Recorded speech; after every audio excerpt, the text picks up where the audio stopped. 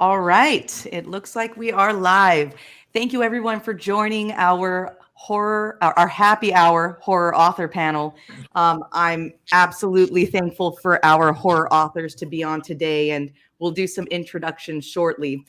Thank you again. This is absolutely in celebration of my second book that launched today, The Coven of Retribution.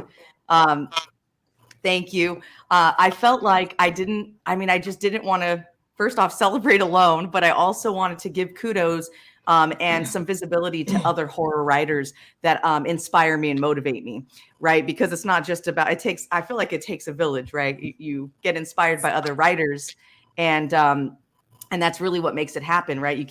You're motivated. And so each of these authors on today's panel continue to motivate and inspire me. So I wanted to celebrate other authors as well. To get started, to introduce each of these wonderful authors, I have pulled a quote first from one of their books. I was just going to read the quote first and then segue into each intro and let each author introduce themselves. All right. So the first one, I'm going to read the quote first.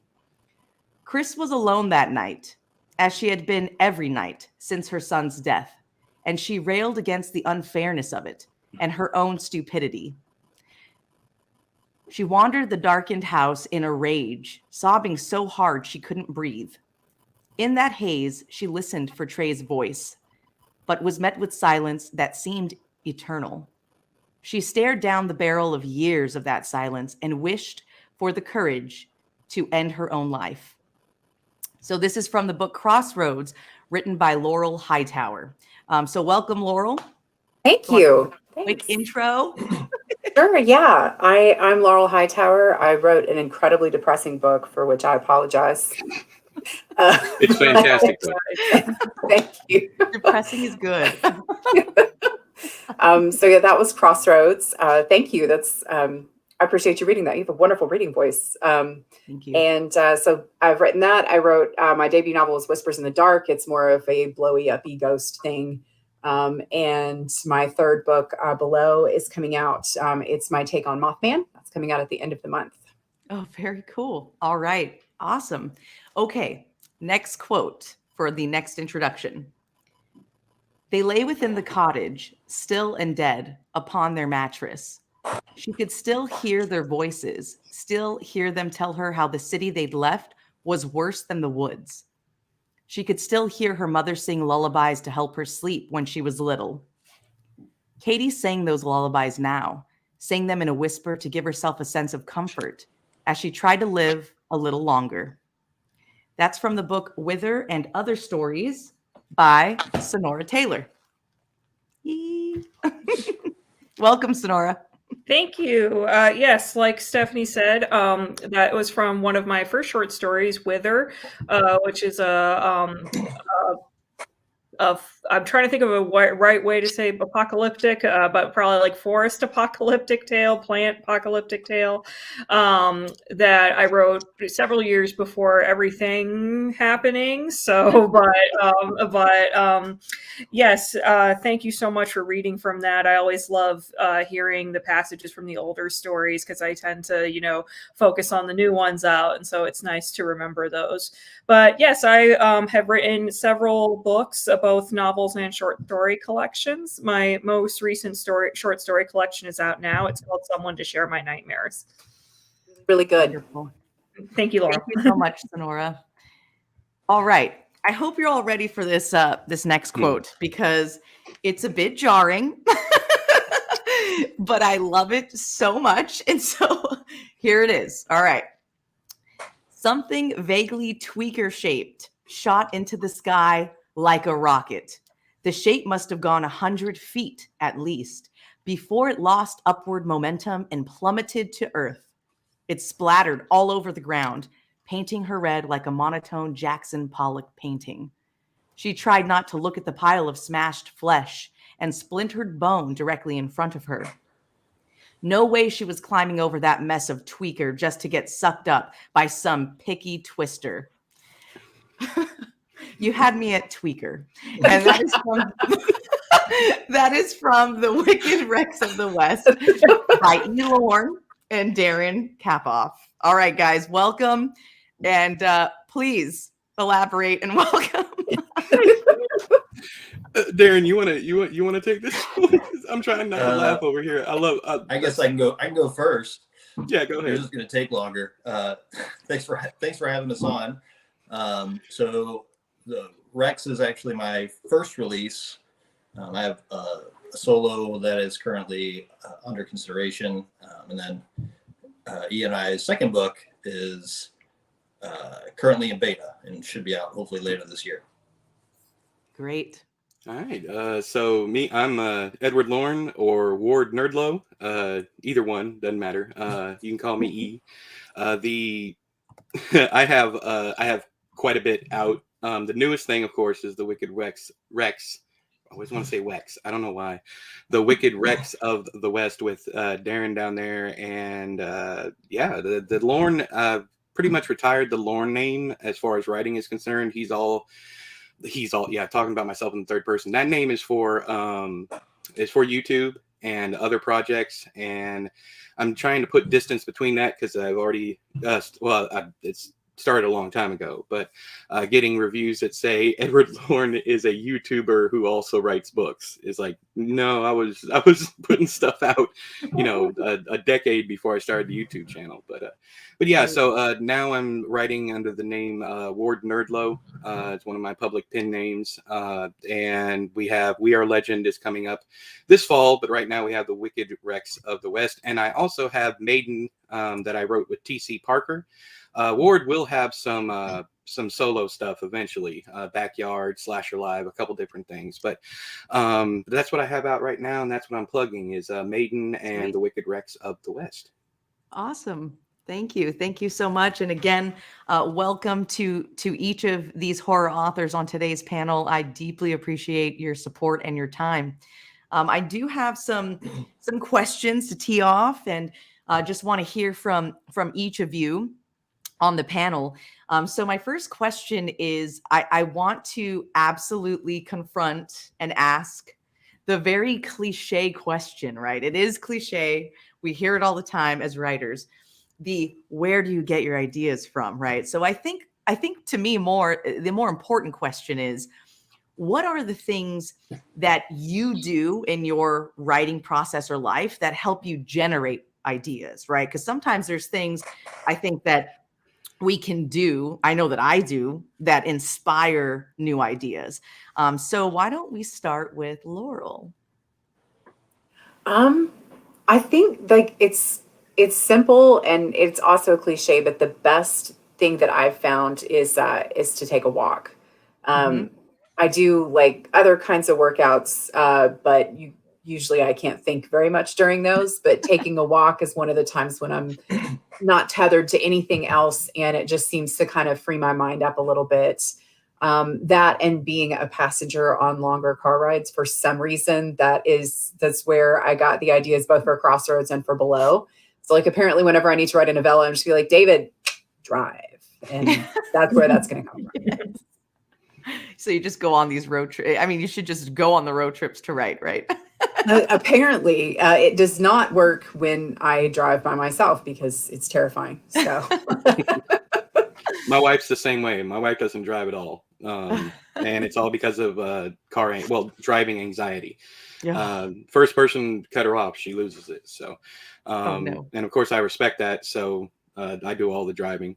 But yeah, I didn't mind it, but I got, it was on the way to Scares That Care. Like I am a little bit of a timid person as far as like not wanting to try new things. And I've been trying to do better about that. So I was like, I'm going to drive myself to Scares That Care. It's a 9-hour drive. I can handle it. Got GPS. And that is when I developed vestibular vertigo. So apparently that's common for that to be a kickoff, is like a long car drive or a flight. And so everything got really wonky looking, and I felt like I was drunk without the impairment, if that makes sense. Mm-hmm. So I was really annoyed about that, and it was terrifying. And now I'm like, I don't even want to go I don't want to go, an hour away, let alone something 9 hours away. So I can't wait to read the story or book based on that. Laurel?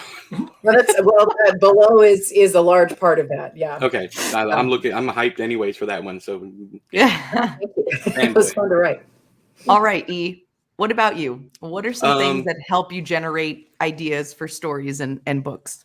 Literally, and this is going to sound like a cheat, but literally everything. Like just earlier, I was sitting out on the porch, and all of a sudden it hit me, this idea. I probably never even use it, but what kind of world would we have if distance wasn't an issue whatsoever? I'm not really talking about teleporting or anything. It's just, being capable of maybe teleporting, but being capable of going anywhere at any point in time. Would we even bump into each other? I'm talking like we can go to other planets, we can go anywhere we want if distance wasn't an issue. And it's just stuff like that. I was sitting around and all of a sudden this inner voice starts talking to me and telling me stories. Sometimes they tell it in first person. Sometimes I'm probably schizophrenic is probably where that came from. But it's just voices. Like I get the ideas, people start talking to me and I write down their stories. That's literally it. So awesome. Well, thank you for sharing that. All right, Sonora, what are some things that you do to help get you inspired with some story ideas? Well, back in the day, and this may tie into what you and I were talking about offline about how I'm not writing quite as prolifically as I did before the pandemic. Is that commuting is definitely a source of inspiration because I'm out of the house, but I also don't have anything to do except read and stare at my surroundings. So when I'm doing either, both tend to generate ideas. A couple of my stories were directly influenced actually by my old walk to work. Actually, 3 of them were because I remembered seeing things, was inspired by my walk to work, as well as a couple flash pieces. But, even without the commute every day, getting me out of the house, I do have a dog and I walk her. And so walking definitely helps generate ideas, especially long walks. I also just tend to, I have a very imaginative default state. I tend to always be like different ways, and especially like I tend to think up jokes a lot. And so, when I look at a situation, I think about well, how can I wouldn't it be funny if and it seems strange that that's how my horror starts, but that's usually just the journey that goes on, especially because I have a gallows sense of humor. So, that's where Without Condition came from. That's where all the pieces coming together came from. Just me taking seeing things came from there too. Wouldn't it be funny if someone could see the dead, but none of them wanted to talk to her, stuff like that. But then usually once I just get going with it, it gets dark because that's also my default state of being. And then I guess similarly, on the more serious note, it is also, I have generalized anxiety disorder. And so sometimes when I take something normal and my brain makes it something scary, one of the ways I can control that is to turn it into fiction. Absolutely. Thank you for sharing that and that personal point as well. I definitely understand what you're talking about. I've struggled intensely with some horrible anxiety that in the past, now it's a little bit better, but where it's creating a narrative in my mind that's not real. Yeah. and freaking out about that. So thank you for sharing that. All right, Daron, you're up. So what things do you do to help generate ideas for stories, for books? Well, I think there's 2. So for my solo stuff, I was thinking about this. I wanted to say it just sort of hits me, but it's really, I think, often artwork, pictures. I'll see something and it'll just spark an idea. The solo book that I'm waiting on right now was inspired by a comic artist that I know posted just a random picture that he drew on Facebook, and I was like, holy cow, there's a whole story there. And then I wrote it. And then more recently, I've finished a novelette that was inspired by a photo that Keelan Burke posted on Twitter. Oh, yes. And again, the story just sort of came fully formed, which is weird. So it doesn't happen all the time, but that seems to be the way it's been happening the most. And then obviously for our collabs, the short answer is Twitter. Pretty much everything. We have an entire everything database we've written so far Got it. is either based on something Laurel said or Right. what other people have suggested we do. We've done polls, and yeah, that's kind of how we do it. We ask people like, what do you want to see, and then put a couple of them together that we like, and let people decide which one we're going to write. That's super cool. That's really awesome. And I have a question later where we will dig into each of your books actually that we talked about a little earlier and go and kind of talk about how these things came to fruition, especially Wicked Rex of the West, right? So yes, Laurel.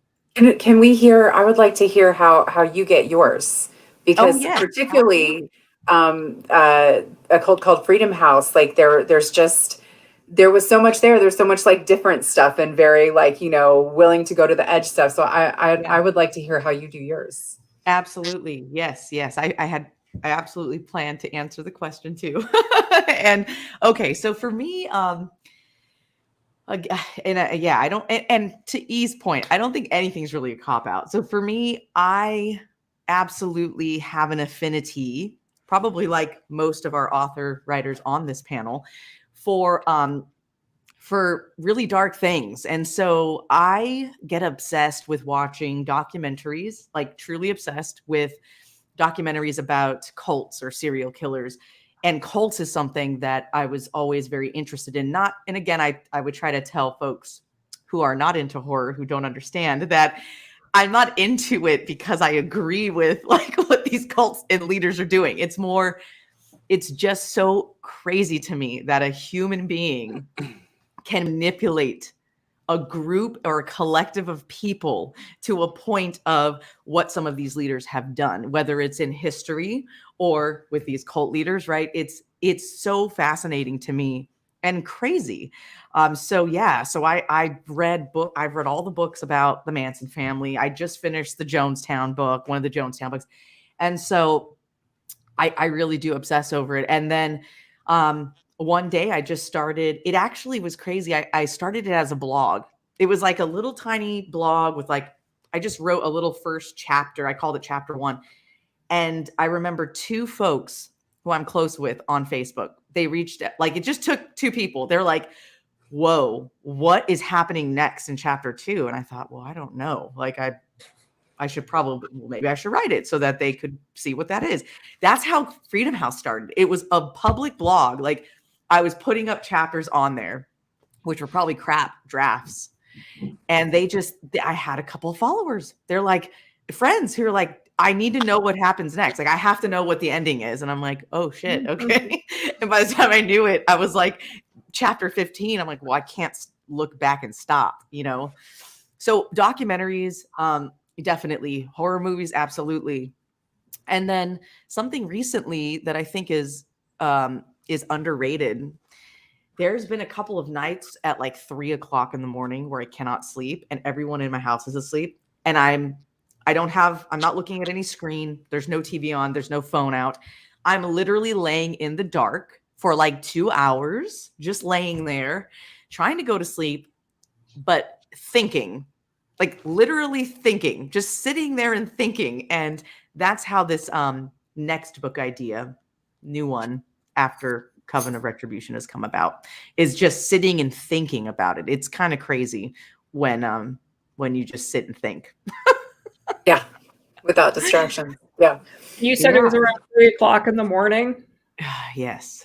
Everything happens around 3 o'clock. Right? Oh no.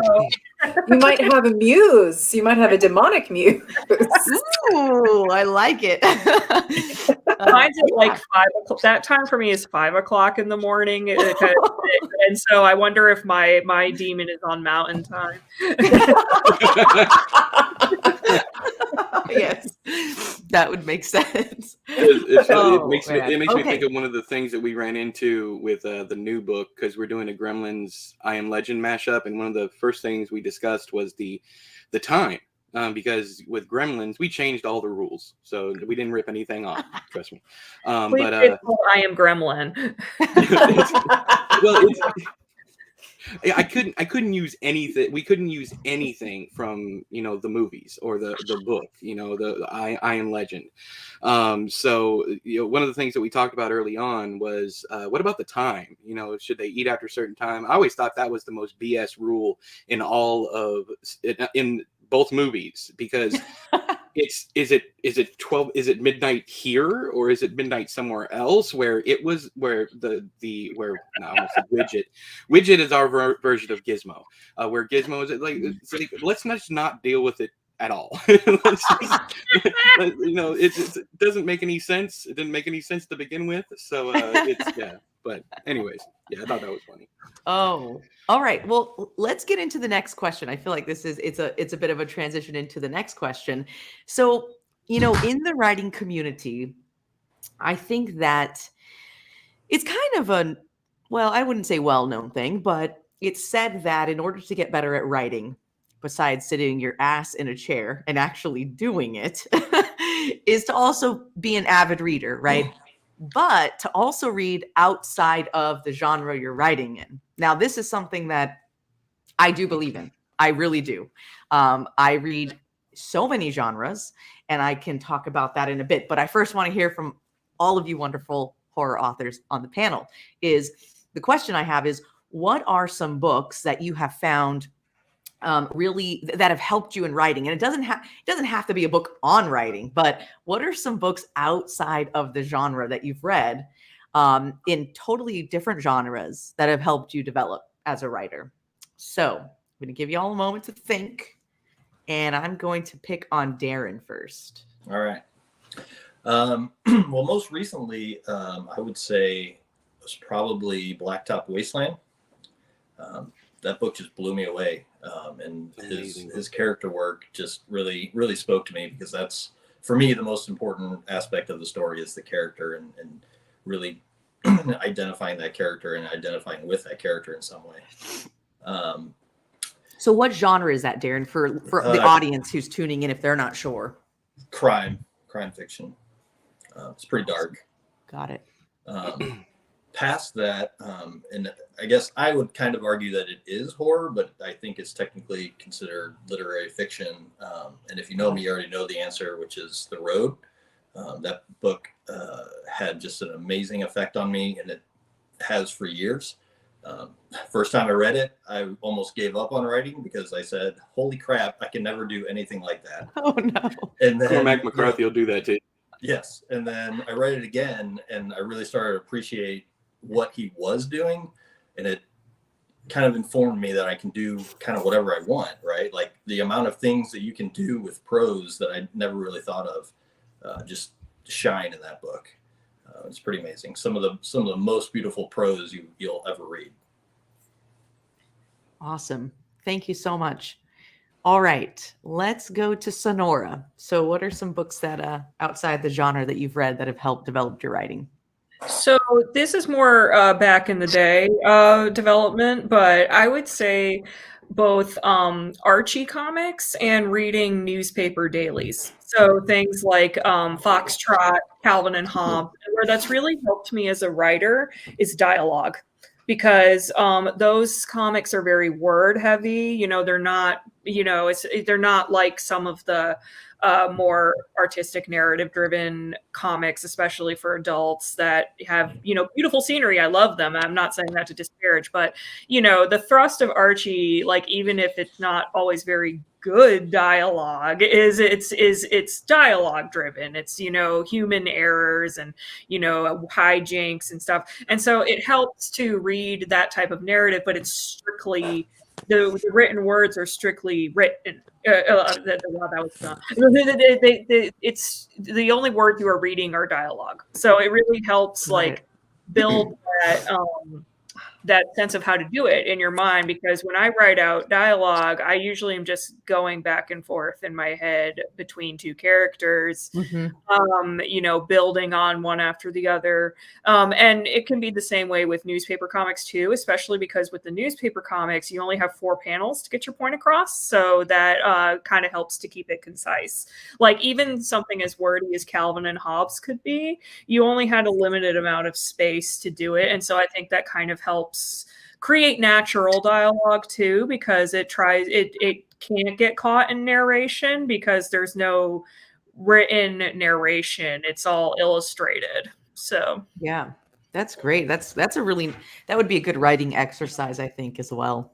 It's also unique. I've never heard anybody talk about that. It's a really good point.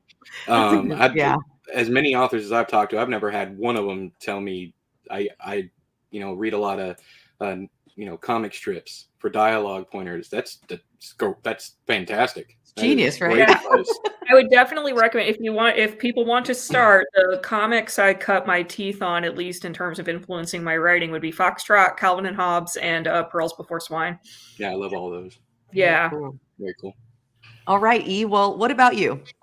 I don't know. This might be surprising to some of you. It might not be, but I don't read much horror. In fact, the only horror that I'm reading nowadays is by people I know, like Sonora and Laurel, and I tend to stay away from horror, especially mainstream horror. I don't know. I don't find the same stuff scary as most people do, so most popular horror just kind of goes over my head. But like recently, I read The Namesake by Jhumpa Lahiri, and it absolutely blew me away. That's it's now one of my favorite books of all time, and I found myself mimicking her style in the new stuff that I'm writing. Also, The Goldfinch by Donna Tartt. There are people who call her, she is verbose. Objectively, she is verbose, but that there's a lot of needless information and things like that in her work, or literary fiction as is. But I disagree with that. I find that stuff fascinating. If you can keep me interested when there is absolutely nothing going on, that's what I'm attracted to. That's what I want to do, because most people, when they quit a book, it's because they're bored. There's plenty of other reasons, but it's just you're just not enjoying yourself because there's nothing going on.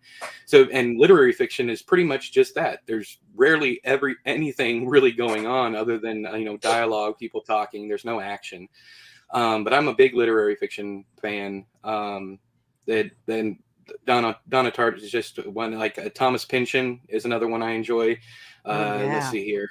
David Foster Wallace, even though everybody says he's only for dude bros, I love his work. And let's see here, who else? Caroline Kepnes. That's another one that I love. Sorry, didn't Pynchon write? And if I'm totally off here, I read a book last year that was very challenging called. Did he write Lot?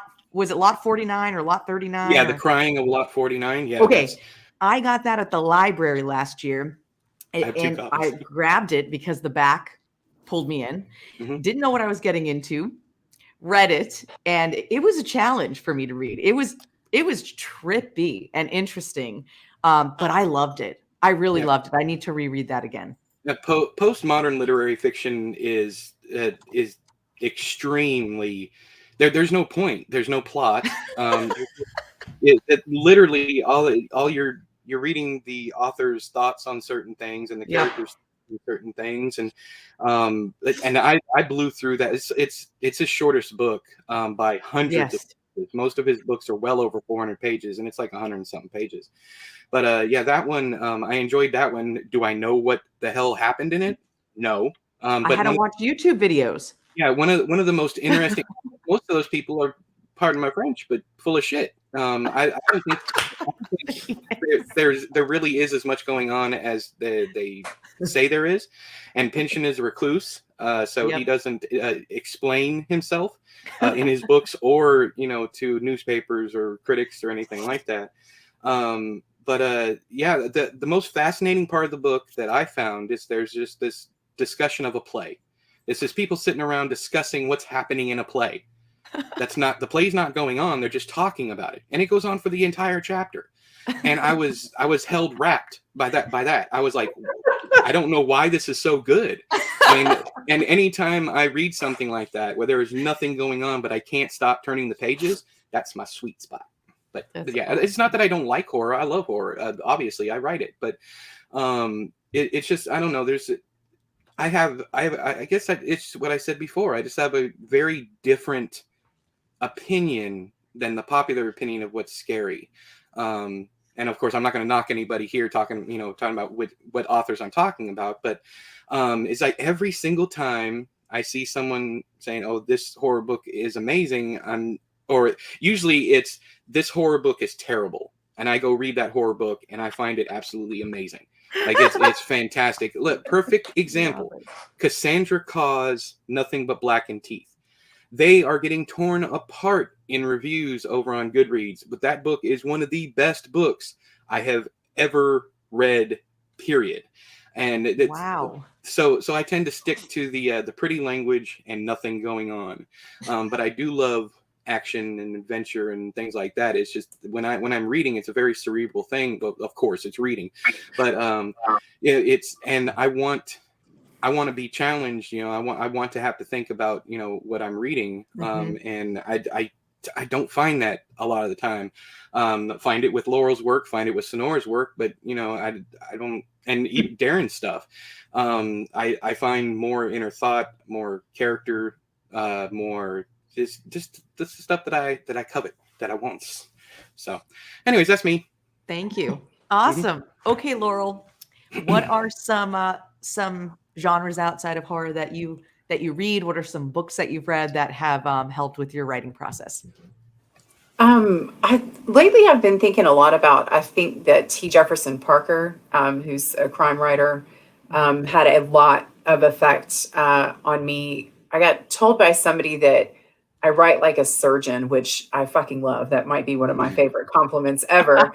And I think that I really started when I was reading his work. I just have always loved everything he's written. And when I was reading it while I was, also trying to get started writing, I was like, what is it that appeals to me about this? Why is it so hard to put down? And it was the grittiness. It was the succinct way in which, he kept the pacing going and the action going, but he never neglected the character work. There's a character, one of my favorites of his is called Silent Joe. And I'm still a little bit in love with Joe. I really am. So I just, the romance there that he does, and a lot of ways that he wrote women, I was very impressed with. His Mercy Rayborn character, she's got like 2 or 3 books. And I felt like he wrote her really, really well, just very sort of truthfully. Of course, he also had another book where a wife sent her husband to go have sex with another woman. And I was like, okay, no, have you met us? Because no, that wasn't a cute moment. That would not happen. But that seemed like a blip. For the most part, everything he wrote was really good. So I think if there was one writer that had more of an effect on me in another genre, it's probably T. Jefferson Parker. Awesome. Can I say something real quick? Not building off, but I want to compliment Laurel for something that I still haven't seen in any other reviews for Crossroads, and I mentioned it in my review. And this is one of the things I was talking about when I was discussing what I like in books and what inspires me and so on and so forth. Laurel, throughout the book, describes the main character describes everything, as it having to do with the son that has passed on. We get absolutely no character development whatsoever for this dead child, who's an adult, but this dead son, other than how the mother compares his reactions to things. It's just all throughout is one I love theme like that, things that carry on all throughout, and I thought that was absolutely amazing. So when I say I find that kind of thing in Sonora and Laurel's work, that's what I'm talking about. It's things that are implied, things that are not the author's not holding your hand. I love that stuff. Anyways, that's all I want to say. Oh, Thank you. Thank you. You're welcome. Thank you. Okay, so I did something kind of fun, And it's related to this question that I asked each of you. So for myself, I love the beat writers from the Beat generation. William S. Burroughs, Jack Kerouac, Allen Ginsberg. I'm obsessed with that whole era. And so I collect Burroughs books. He's one of my favorite beat writers and have read multiple of his books. And so I thought it would be funny and interesting to do a practice that the beat writers used to do. And one of the practices was called the cut up method. Okay. And they would basically take a story, cut it up, and then just shove it randomly back together and read it. And just, it was so randomized. So what I did is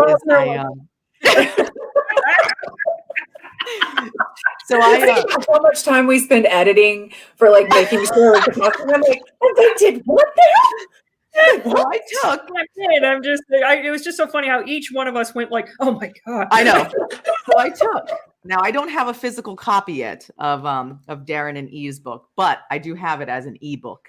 So I took all three of these that we talked about: Wither, Crossroads, and Wicked Rex from the West. And I grabbed random. I opened it up on random pages, and then I created a story, a little quick, like couple paragraphs. So it's basically the first sentence is from Laurel's, and then the second is Sonora's, and then the last is always going to be from Daron and E's. And I just created that, and I'm going to read it out loud. Awesome. This is great. I want to do this more often. This is amazing. Yeah. And this is from, again, in honor of the beat writers who were really they were breaking down systems back then. Mm-hmm. They came into the writing world and into San Francisco, into New York, and they didn't give a shit. They were like, you know what? Fuck it. And they did these crazy things that people were just not used to. And so I read a lot of beat writers and books by them. And so here we go. All right. Katie was about to ask what was wrong, what she could do to help the woman. There were amputations as an obvious first step. Luckily, the moon was bright enough to aid her investigation. She wept bitterly when she got back inside, both her legs in agony now that the bourbon had worn off. It's getting harder to go to the wicked place. A flock of shadowy figures exploded from the canopy of trees in the distance, filling the sky with the darting specks of black, zipping across the face of the moon. What do you mean by that he's dead in your dreams? You mean you know, even while you're dreaming, that he's gone? Her next piece was poised to be a good one, a point counterpoint on whether public transit encouraged green initiatives or discouraged cities from keeping their character by bringing in too many outsiders. The turkey-sized raptor. The turkey-sized raptor scampered gleefully from the tree line as if Dot had just opened a can of fresh dog food and took his place by her side. That's amazing. That's the best way to end it. That's it right there. Perfect. Daron, that last one was you, wasn't it, buddy? Yeah. The turkey saurus. Yes. Go, Daron. Yeah, turkey saurus. That was all. Yep, that was Daron. I read that, and I was cackling. It was a lot of fun doing it. Oh my gosh, that's amazing. That was really cool. I've never seen that done. I've never heard that done. That's fun. Really William Burroughs, Jack Kerouac, Allen Ginsberg. I mean, these are the folks who are doing these things. Okay, let's talk about. You may have just given E and I an idea for our next book. Yeah. Yes.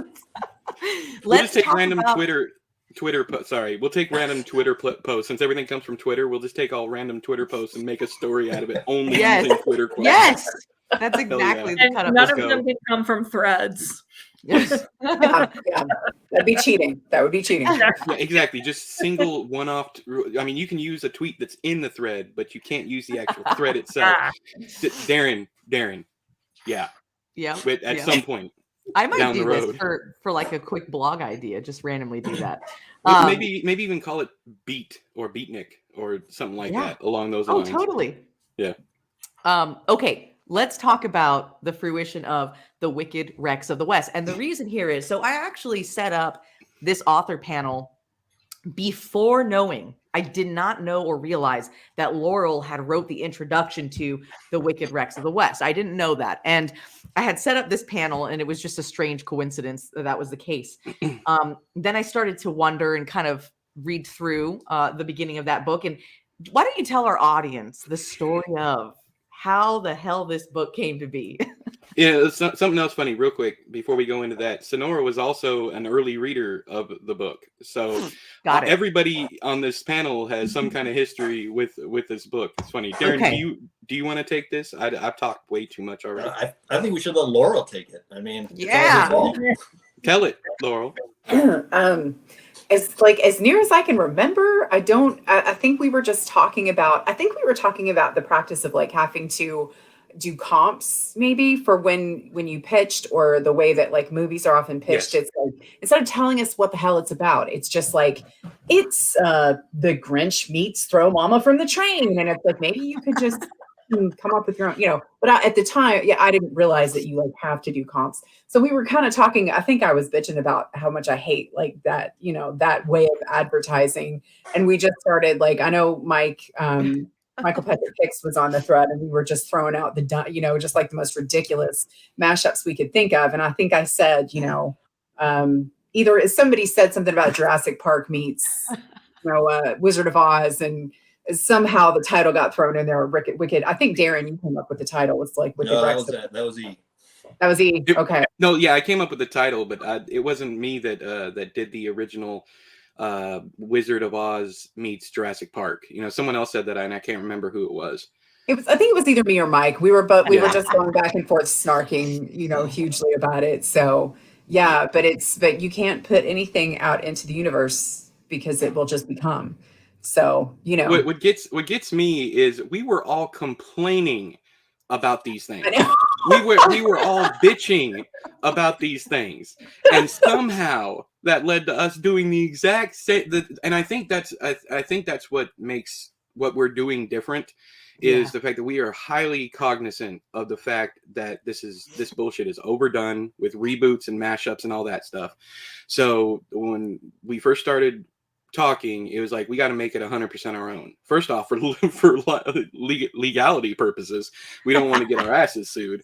So we changed quite a bit, and it's not so much as a mashup of the two stories, it's a mashup of the two pop cultures. Like the pop culture behind Jurassic Park, we riff on that. The pop culture behind Wizard of Oz, we riff on that.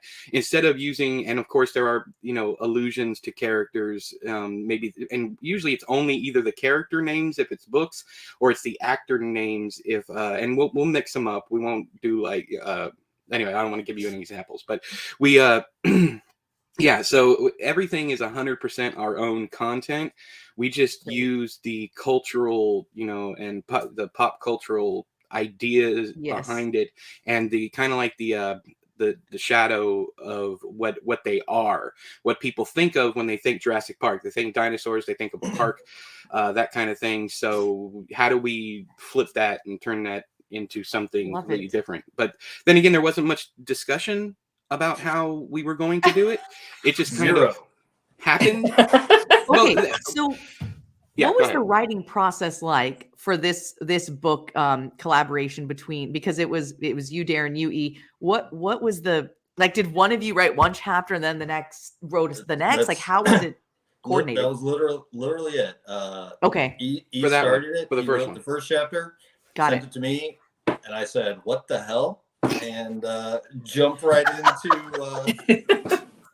Dot going to Oz in a dumpster. It was I was just as surprised as the reader when I read that. And we just kept on. Passed it back and forth, and it kind of became a game for us to try to leave each other in the worst possible situations and figure out how to get out of. And we had so much fun doing it. We're like, this is great. Oh yeah, I would say hands down, it's the most fun I've ever had writing. like actually, you know, sitting down and, you know, doing something, because usually I go into it with absolute, and I know you have I think you're going to talk about pantser versus plotting, but I don't want to go into too much, but it was, I don't know, okay, let me not say that. I will say this. It was insanely, stupidly easy to sit down with this stranger. At this point in time, we were strangers. Darren and I had never spoken before, never met. I'd never even seen his name around. Yes, before that Twitter thread. The very first time we ever talked was in that Twitter thread, because I said, well, maybe I'll write it or something like that. And then, because I was thinking I'll just blow out a 12,000 word story or something and just have some goofy fun with it. And then Darren popped up and said, I'll write it with you, or can I write it with you, or whatever. I was like, screw it, man. I mean, it's whatever. I'd never, everyone. never. Lean in. Love it. Okay. I want to turn towards Sonora's short story book, Wicked. And I want to switch gears and talk about the theme of this book, the theme based on the back cover. And that is, should we or shouldn't we? And I really love this theme, Sonora, and wanted to ask you first, what sparked it? This whole like, should we or shouldn't we? And can you tell us about a time when you knew you shouldn't have done something, but you did? And I'm going to ask all of you the same question. So what brought that theme up? Like, should we or shouldn't we? Well, it actually came about with one of the things I was talking about earlier, where as I'm sitting alone with my thoughts, because this is what I do when I'm sitting and thinking, I realized, and this is a line I actually put in the story, should we or shouldn't we kind of implies the same answer, which is always yes. Because like, shouldn't we go to the store? That's usually not saying no, we shouldn't, so it was just me kind of reflecting on that oddity of the English language. So got it. And then I figured I'd write a story based on that, right. Especially because I really liked the name We Really Shouldn't. I thought that was a good title. I liked that. And anyone who's read that story knows that gives you a little bit more of my blending of romance along with horror, but I don't want to give away too much because it starts as one thing and ends as another.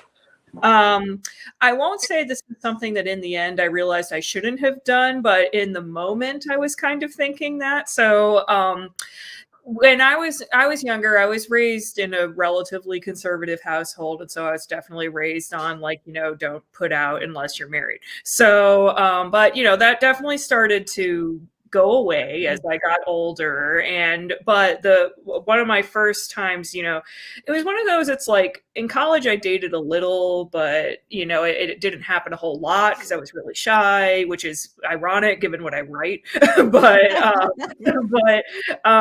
So I was out in graduate school with a guy and actually getting a second date, which was nice. And so then we go on the third date. And again, I emphasize that, this might seem slow to everyone else, but when you're raised to think that dating is still off limits for that, it doesn't feel slow. But I was out with this guy, and on the third date, at the end of it, it became clear we were going to make out. So without even really thinking about it, I just brought him in, and we're like, and it's funny because it's like that was something that I, in my teenage or even early college brain, I would have think, no, don't do this, move slowly. But then 22, be like, nope, I'm just getting to the fun part of the story. So we're making out, and then there is a moment where this is a true story. I'm not lying. The guy put his hand on my neck and started to squeeze a little bit like this. What? And in that brief moment, I thought to myself, my mother was right. Oh my God. That's terrifying. It is. That's terrifying. I think he could tell I wasn't into it. And so what the hell are guys thinking? with that. That is a goal. I don't know. Awkwardly touching my neck, or if he was genuinely trying to do like, I bet choking turns her on. It's like, well, that's the type of thing you ask for. I'm not giving him the benefit of the doubt. That was not an awkward touch. That's great, right there. Yeah, I'm just thinking like this guy's choking my neck, and then and what's ironic is he ghosted me afterward. That's how hard up I was. He's like, well, she doesn't like choking. I ain't gonna call her back. Shit. Oh my God. So in that brief moment, I definitely thought to myself, "Oh God, I should have listened to Mom. We should have done a background check before but it all turned out fine. And then after he disappeared, I met the man who eventually became my husband, and I will say, further proving that it's okay to disregard like moving. If you want to move slowly, that's your business. But I did not move slowly with my husband, and we've been happily together for almost 12 years. So don't believe it when people say if you move too fast, he won't want you. That's why. Well, thank you, Sonora, for sharing. All right, Daron, let's see if you could beat that story. I don't think I can. So tell us about a time when you knew you shouldn't have done something, but you did anyways. Man, it's funny. I'm thinking of the conversation we had about Rex. To be honest, I remember. Huge regret now. At the time, I think Laurel said after we got to a point of like throwing out ridiculous ideas, that I think Laurel said, "So which one of you is going to write it?" Because I think everyone else sort of fell away, and it was just me and he, sort of riffing. And I remember thinking in that moment, well, I probably shouldn't ask this because I don't even know who this person is, really. But I was like, what the hell? I was like, you want to do it together? And he was like, yeah, let's do it. Whatever, man. And, it's not something that I would have normally done, especially with Ask a Stranger. Hey, do you want to write a book with me? You have no idea if I can write. I have no idea if you can write. But it turned out to be, probably the most important thing I've done in the last couple of years. Oh, thanks, man. I feel the same way. Oh, all right. E, what about you? I have a one-word answer. Okay. And then you can literally heroin. I shouldn't have, but I did. Yep. 4 years of my life gone. But yeah, that's pretty much it. I mean, that's probably the number one thing, that I think about. I lost those 4 years. It's just completely gone. I'm never going to get them back. Right. But I've been sober since 2001. Other than pain medicine, I've had 5 back surgeries. So every now and then I'll take pain medicine or I'll smoke weed. Right. But as far as the hard stuff, I haven't messed with any of that stuff since 2001, or illegal substances. There you go. Anyway, but that's it. Congratulations for getting out of that situation, because that is, I understand, it's not an easy situation. It's all due to my wife. She gave me something to live for, because I didn't have anything to live for before I met her. I was in a real bad place. I was messing around with a married woman. All different kinds of stuff was going on, and she came in. We were friends while I was seeing the married woman, and she came in and she just she gave me a reason to be around, and that's it. That's why I don't knock anybody who loves it, but that's why I don't read romance. All romance kind of pales in comparison to what the life I'm living with my wife. So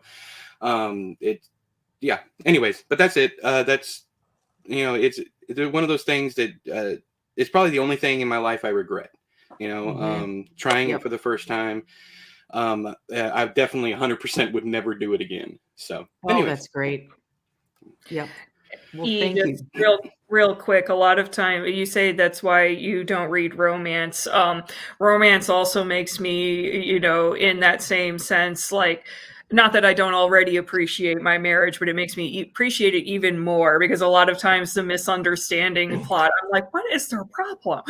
So it's funny because the romances that I like are the ones that are completely like either appalling or, you know, two people that have no business being together whatsoever, and falling in love, kind of like the Joe Goldberg books by Caroline Kepnes.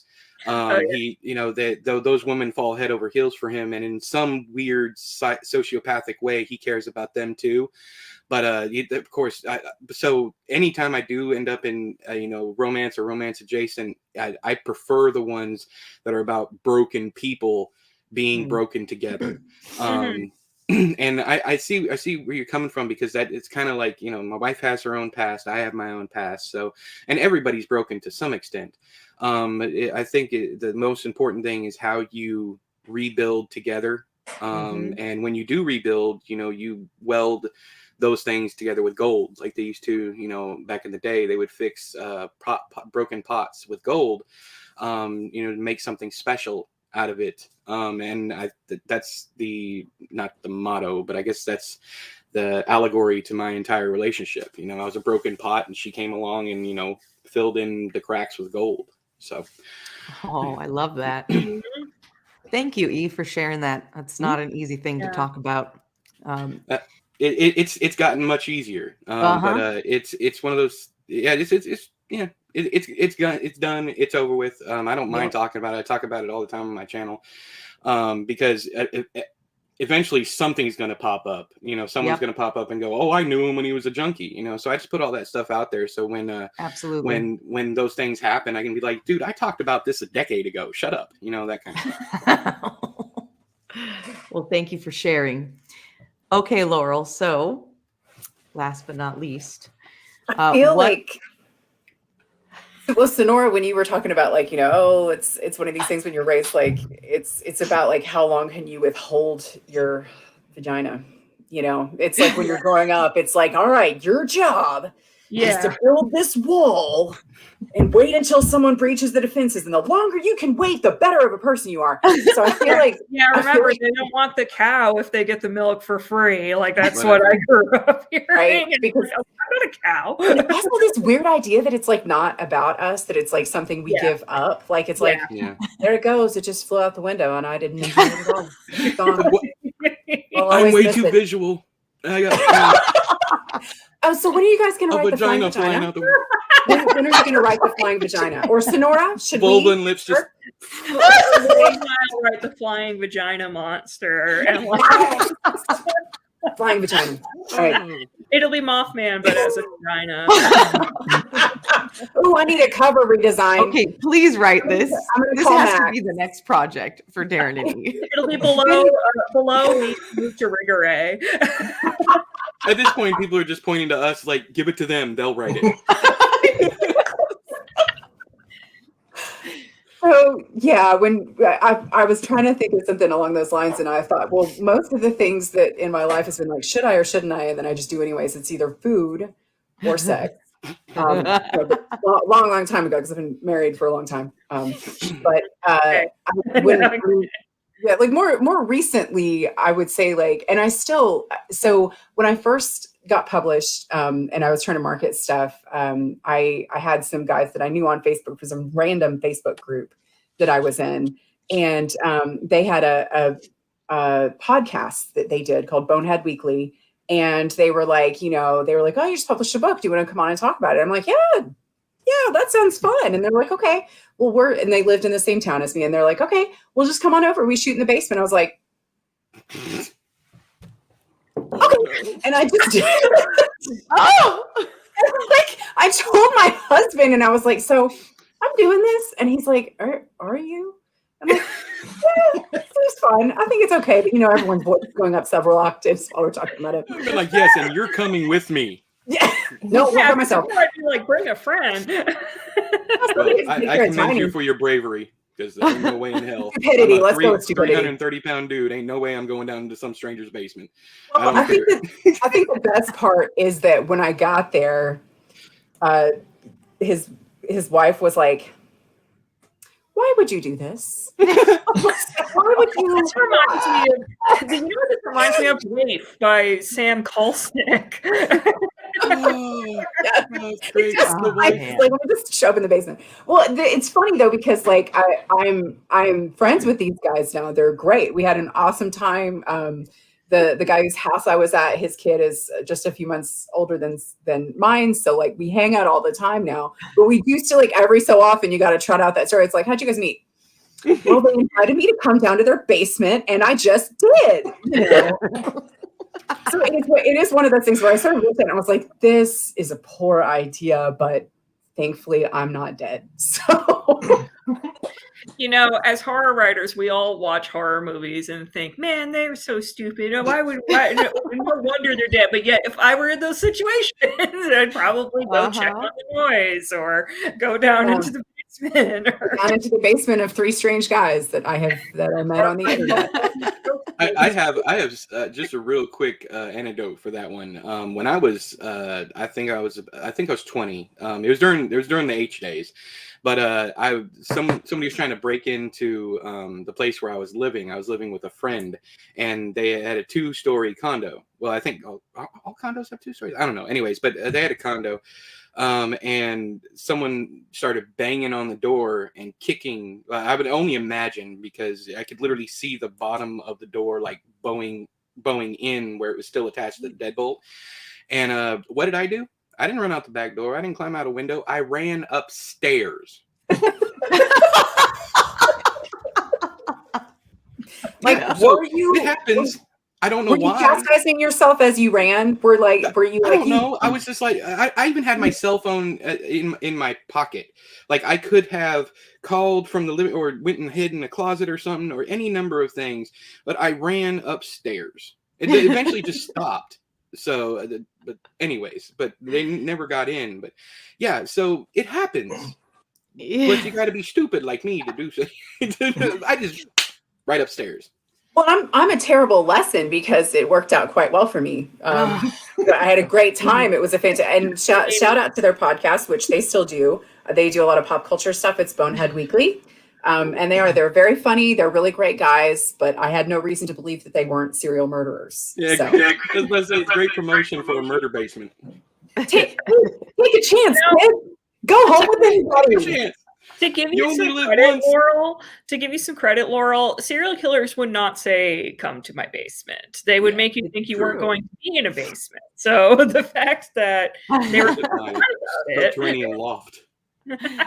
Oh, man. The kid helped sell it, too, because his cheeks, ridiculous. And I'm just like, I don't know. Could anything that bad happen in a house with these cheeks? I don't think so. Oh, see, man. My mind instantly went somewhere with that. Is like, because they're going to murder you and feed you to the child. That's the very first place. This is what I'm talking about. This is where stories come from. My thought was a story about a serial killer who now uses babies as a decoy to lure. There you go. It's like, well, how? That's how these stories happen. That and puppies. Yeah. Oh, yeah. Bourbon in the back of a panel van. These are the ways that I die. We've totally derailed your entire schedule. You're so organized. Oh, well, we've been having a lot of fun because we actually we've gone over like 15 minutes, which is totally fine. Yep. I do want to open it up for Q&A from our viewers. If anyone does have any questions, to type it into the comments section for any of our authors here. So I'm going to give it a couple minutes to see if we get any questions. And again, I want to say thank you to Sonora, Daron, Laurel for supporting, for joining and taking time today. I really do appreciate it. And thanks for having us. Yes. Again, to the viewers, if you have questions for our horror authors or our writers, just please put them into the comments here. And before we sign off, I did want to give a chance for each of our writers here to absolutely let us know what books or what projects are coming up that we should be expecting, whether that's this year or next year. So absolutely giving opportunities for each of you to do a plug here. Before I do that, I did, of course, I'd be remiss if I didn't let everyone know that The Coven of Retribution is on Amazon. It absolutely is. I want to show you all real quick what that cover looks like, because I'm so stoked about it. And I don't have a physical copy in my hands, even though I ordered that's one. pretty. So on Amazon, you can find The Covenant of Retribution. This is book 2 in my Sophia Ray series. And book 1 is the cult called Freedom House. Let me stop sharing here. There we go. So this is book 1 in my series, The Cult Another Called Freedom great House. cover. I do want to let you all know the ebook is free right now for the next like 4 days. So Grab the it. ebook is free. If you go right now and get it, you can get the ebook for free. And the paperback, I've reduced the price as much as I could permanently. So now it's at $9.99 on Amazon. And again, today is the book birthday for the second book in the series. The Covenant of Retribution. Congratulations. Happy Thank you. birthday! Thank you. Second books are not easy. Congratulations. No. All right. But I do want to end with allowing my wonderful peers here, these awesome writers, to absolutely do a shameless plug and let us know what's coming this year and next year that you have. So let's start with you, Sonora. Please let us know what's coming and where to find you, right? If that's your website or Twitter, please let us know. Sure. So coming up soon is actually my first anthology that I've ever edited, or I should say co-edited, because I'm co-editing it with Nico Bell. It's called Diet Riot, a fatter punk anthology, a play on words, obviously, and it is all fat positive horror. So Nico and I have just finished editing all of the stories that we picked for the table of contents, and so we're getting everything together. And right now, it's tentatively scheduled for June 21st, and we did that on purpose so it would be ready for beach season. So we're really excited about that one.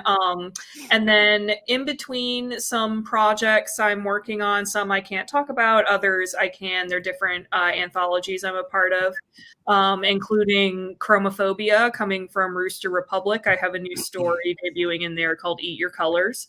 And in between all of those projects, I'm working on my 4th book. It's called Errant Roots, and getting to say it's this meets this. At the moment, this could change by the time it comes out, so please don't hold me to this. But at the moment, it is The Witch meets Ready or Not. Oh, Wow. I think I just had a moment. That sounds amazing. I think I'm hoping that will come out in 2023, but I need to finish the manuscript first. So cool. All right. Well, I'm all over it because that sounds fucking That does amazing. sound awesome. Thank That's you. amazing. You just All sold right. that book. E, let's go to you. E, what do you have coming down the pipeline here for this year or next year? And oh wait, Sonora, where can folks find you? Do you want to plug your website? You can find me at sonorataylor.com. You see my name right there, and just do Sonora Taylor together. It's also sonorarights.com. Either one works. And you can also find me on Twitter at Sonora Rights and Instagram at Sonora Taylor. Although on Instagram, I mostly post food instead of book stuff. I'm very bad at Bookstagram. All right, E. All right, so you can find me. I'm gonna go ahead and get this out of the way. You can find me on Twitter, Instagram, YouTube. I am at Edward Lorn everywhere. The last name is Lorn. I also write under the pen name Ward Nerdlow, which, if it's not 100% obvious, it's just the letters of Edward Lorn moved around. And so you can, but Ward doesn't have a presence. So, but yeah, at Edward Lorn everywhere. Even on TikTok, I'm at Edward Lorn, all that. What I have coming up, I'm going to let Daron talk about our next collaboration. And I will talk about what I have coming out this summer. I have a collaboration with TC Parker called Lady Falls, previously known as The Moistening, about a about a town with a waterfall. It's called Lady Falls, and up above by the waterfall there is a chemical plant that's making female Viagra. It explodes and it turns everybody into this town. After a blizzard comes through, it turns all the women into the town into sex crazed maniacs.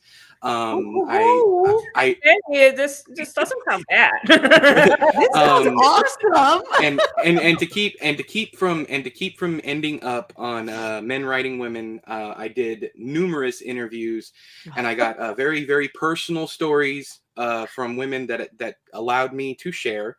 I'm gonna keep them anonymous, but there's a story kind of like I don't know if you guys have read or seen Dreamcatcher, where all the men are sitting around the table and they're telling stories about their past. Well, it is a group of women with one guy. It's the tag-along boyfriend of one of them. All the women sitting around the table are telling vagina horror stories. So the lost, forgotten about tampons, that kind of thing. So it was important to me to get it right. And then I brought in T.C. Parker after I had written the whole thing.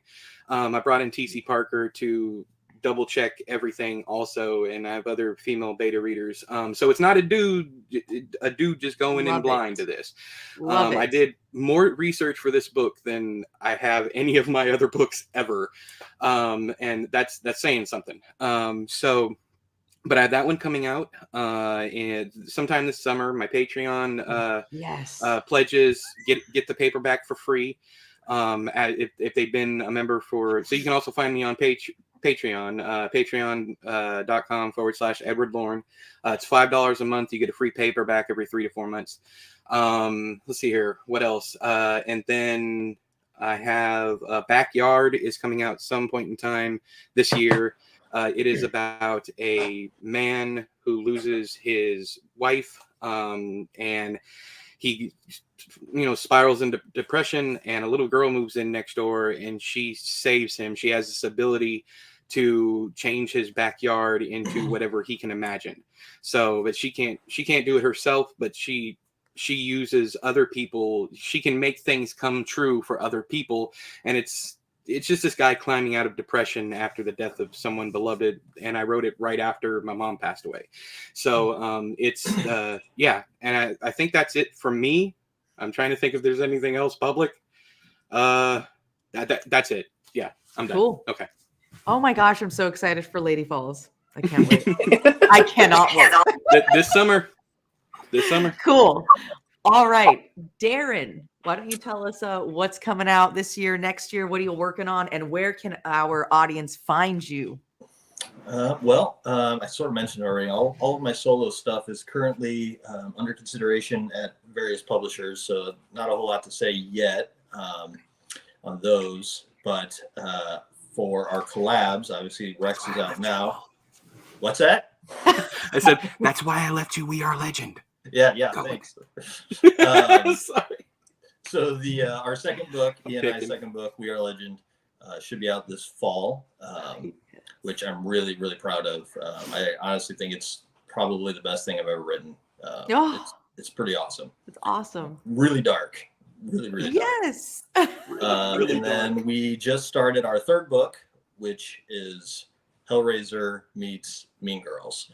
And it's interesting so far. Yeah, I'm telling you, we'll write anything. Just give us the mashup. That's Gosh, true. that's great. All right. And then where can folks find you at, Daron? For the most part, Twitter. It's my name, Daron K77. I'm on Facebook, but I'm not on Facebook a lot. Got it. So mostly Twitter.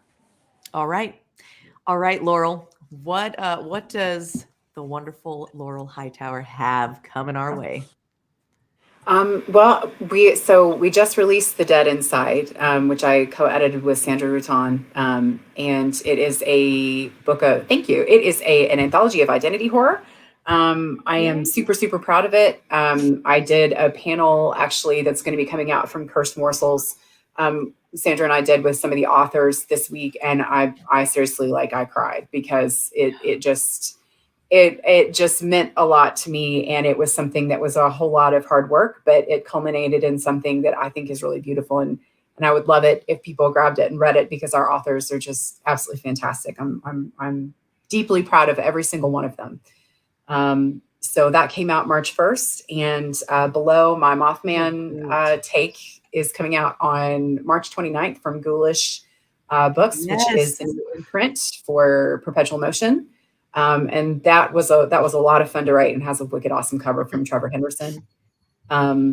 And yeah, other than that, I've got short stories going on, and I'm helping to plan the charity event at the Stanley, which is happening. It is the official kickoff for the Stokers in Colorado. So if you are already out there or going to be there a little bit early, Tuesday, May 10th, we're going to have author readings. We've got Stephen Graham Jones, Gabino, Iglesias, Jim Moore, Haley Piper, and myself. James Spada. Did you say Haley Piper too? Haley Piper. Yeah. Oh, hell yeah. Haley's on it. And No Sleep is doing a show that is an exclusive one that was written by Gemma Moore. It's going to be a hell of a lot of fun. We're raising money for the volunteer fire department that saved the Stanley during the California wildfires.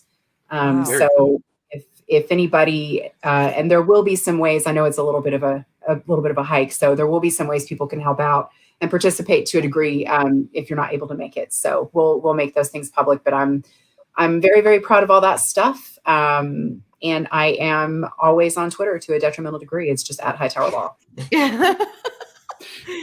Well, thank you so much. We do have some folks in the comments here. Andrea said, congrats to E on the release of 4 Lorn. Thank you. And congrats on the release of The Dead Inside, Laurel. So we do have some of those comments rolling in. Thank you. Woo.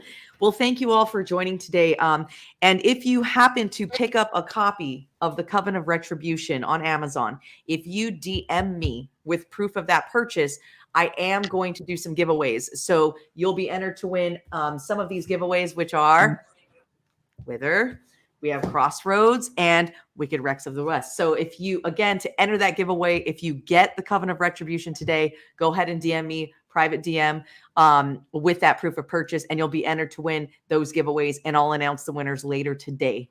So thank you all again for joining. Thank you so much. And most importantly, thank you, Sonora, E, Daron, and Laurel. I really appreciate you all joining today and supporting this. It means the world to me. So thank you.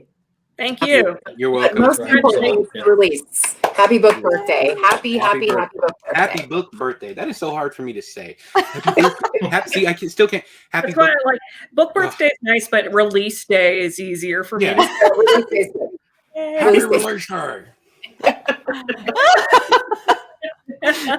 All right. Thank you all so much. Thanks, everybody. Have a great day.